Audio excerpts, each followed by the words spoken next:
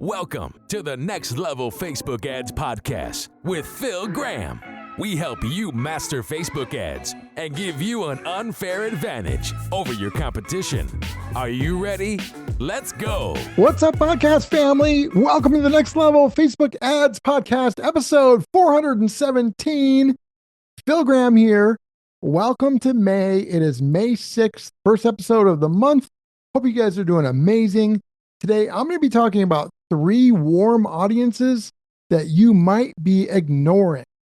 So many advertisers kind of miss these 3 retargeting audiences, and they're often, sometimes, audiences that can do really well. Now, there are exceptions. Obviously, it depends on the type of business and each individual situation, but I really like these 3 audiences, and I do think that you should test them. And in this episode, I want to break down what they are, and I want to talk about why they matter and how to build ads specifically for these 3 audiences. You don't want to waste your warm traffic. You want to leverage it with this strategic retargeting plan. So how the heck are you guys doing? Can you believe that it's already May? Like, it's almost summer. This year is flying by so fast. I hope it's going really well for you guys. I truly do care. And I hope your ads are crushing it if you're running them. If you're getting ready to run them, I hope they do crush it. Now, if you guys are looking for any help with your ads, with your marketing or your AI, if you're looking for one-on-one, hands-on consulting and coaching help, or maybe you want somebody to just do it for you, for either of those things, just go to my website, philgrahamdigital.com, or DM me on Instagram at philgrahamdigital. We'll hop on a short Zoom call and let's connect. So let's jump right in. Most advertisers tend to focus on website visitors and email lists for their retargeting, but there are 3 powerful warm audiences that a lot of times get overlooked by advertisers. And these are people that might already be familiar with your company, with your brand, with your product or service. They might even be primed to take action. And sometimes, not always, sometimes they're pretty cost-effective to convert compared to cold traffic.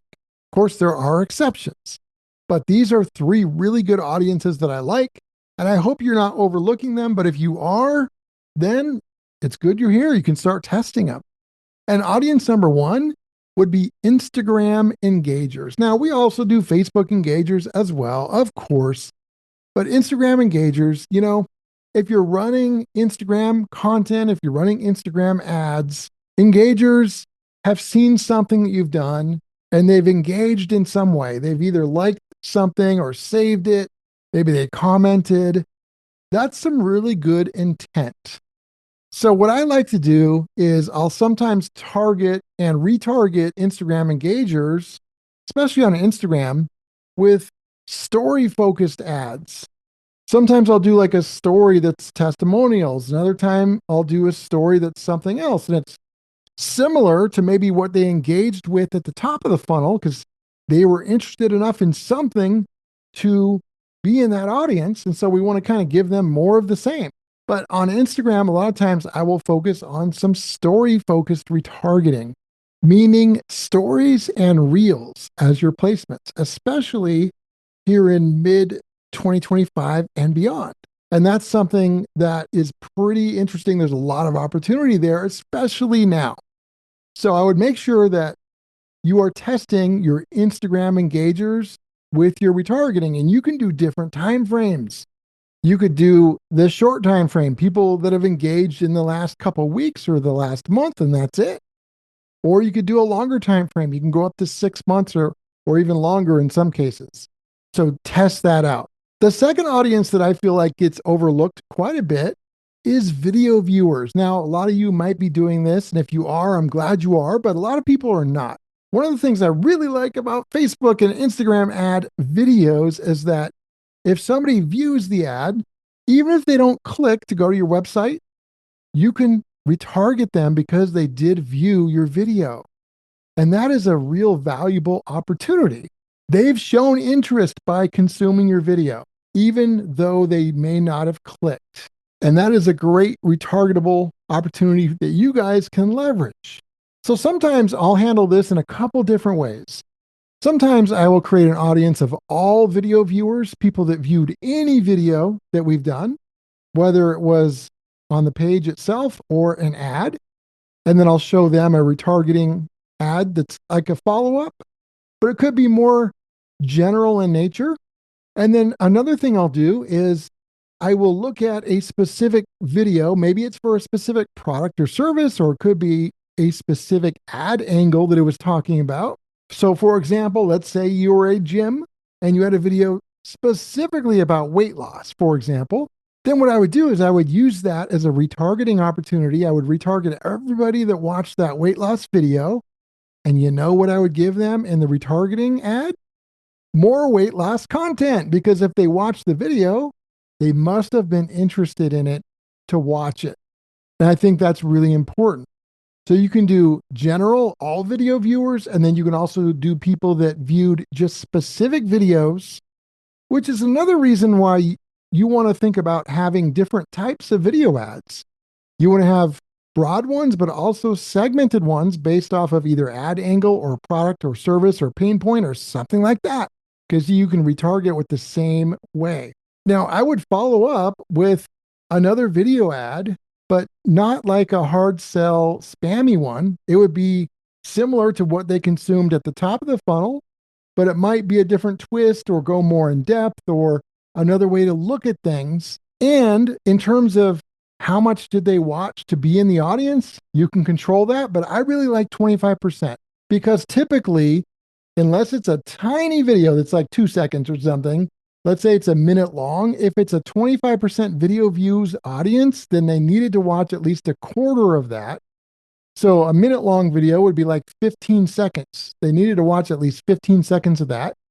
Typically, that is not going to be an autoplay. They probably were watching it if they're watching for at least 15 seconds. And some people say, well, why don't you just do to where they had to watch the whole thing? Because that means they must have really liked it. Well, there's some people that might really like it. And so instead of watching the rest, they click to go check out the website to see more about what you were talking about. That's why I really like that 25%. So make sure you guys are testing video views as a retargeting opportunity. And then number 3, another kind of overlooked one, if you have lead forms. So let's say it's not you're not selling something on a specific ad, but you have a lead form that they can fill out. Well, you can target people that opened that lead form or even got to a page on your website that had a form on it. And then you exclude the people that actually became leads. So you're targeting the people that got there but didn't actually submit the form. And that's something that could be interesting. A lot of people sometimes incorrectly assume that if somebody sees your product or your offer or your form and they don't buy or they don't fill out the form right away, they didn't like it. Well, that's not true for a lot of people. You know, people are distracted, they're busy, maybe they loved it and they just got busy and had to stop what they were doing. That's very common. I'm sure that happens to you all the time, right? So what you want to do is try and get back in front of them. And so again, I would make an audience of people who opened a lead form or visited your form on your landing page, but did not fill it out. They did not become a lead. And then what you could do is maybe try in the retargeting ad, try either a different hook or a short form retargeting ad that's a little bit different than the original one that got them there, and see if that works. And that could be something that could be very interesting for you as well. And then I'll give you a bonus number 4. And this is segmented website page visitors. So like I said earlier, a lot of people do target website visitors, but did you know, and hopefully you knew this, but if not, you can target people that have visited just specific pages on your website only as well. So whether you have a specific product you want to promote or an offer, or maybe a pain point, going back to the gym analogy, they might have a page on weight loss and a different page on building muscle, a different page on flexibility. These could be videos, they could be pages, they could be both. You could retarget people that visited any of those individual pages and then give them more content that's the same as the content that was on the page that got them there in the first place. And that's something that can be really powerful too. So, my friends, I hope you test these retargeting audiences because sometimes they can be really powerful. And as always, just a reminder, it's always important to point out that every business is unique, results can vary, there's no guaranteed outcomes, so always keep that in mind. Thank you guys so much for being here. I got another great episode for you next week, but episode 417 is in the books. If you want to get in touch, philgrahamdigital.com is the website, or you can DM me on Instagram at philgrahamdigital, and we'll talk to you on next week's episode. Peace out. Thanks for listening to the Next Level Facebook Ads Podcast. Please remember to subscribe and share this with all your friends. For show notes, more tips, and to learn more about Phil, please visit philgrahamdigital.com/podcast.